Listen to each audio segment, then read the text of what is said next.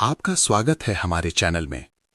आज हम आपको बताएंगे गरुड़ पुराण के अध्याय 9 का रहस्य, वो सत्य जो मृत्यु के बाद आत्मा के अगले चरण को तय करता है। क्या आत्मा को तुरंत मोक्ष मिलता है या फिर उसे और कठिन मार्ग से गुजरना पड़ता है? वीडियो को अंत तक जरूर देखें। ओम भाग 1, आत्मा की आगे की यात्रा। मृत्यु और अंतिम परीक्षा के बाद आत्मा अपनी यात्रा को आगे बढ़ाती है। अब वो एक ऐसे मार्ग पर पहुंचती है जहां उसे अकेले अपने कर्मों का सामना करना होता है। कोई शरीर नहीं होता, केवल चेतना और अनुभव होते हैं।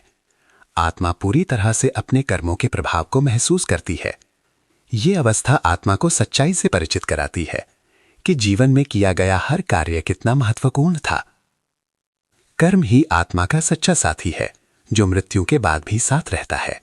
भाग 2, कर्मों का गहरा अनुभव। इस चरण में आत्मा केवल देखती नहीं बल्कि महसूस करती है। यदि उसने किसी को सुख दिया, वही सुख उसे महसूस होता है। यदि उसने किसी को दुख दिया, वही पीड़ा उसे अनुभव होती है। ये न्याय का सबसे सटीक रूप है, जहाँ कोई बाहरी सजा नहीं बल्कि अपने ही कर्मों का अनुभव होता है। यही कारण है कि कहा जाता है, जैसा करोगे वैसा ही भरोगे। भाग 3, आत्मा का शुद्धिकरण, प्यूरिफिकेशन। जब आत्मा अपने कर्मों का अनुभव कर लेती है, तब शुरू होता है शुद्धिकरण का चरण। आत्मा धीरे धीरे अपने दोषों को छोड़ती है, उसके अंदर का अज्ञान समाप्त होने लगता है। वो सत्य और ज्ञान के करीब आती है।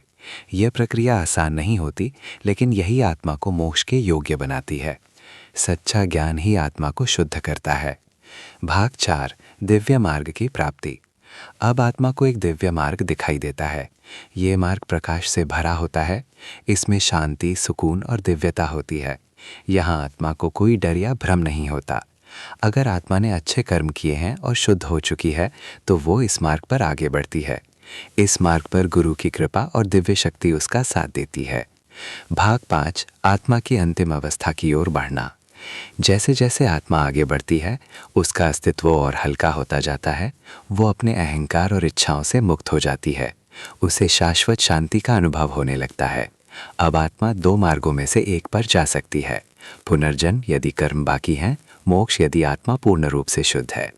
भाग 6, मोक्ष या पुनर्जन्म का निर्णय।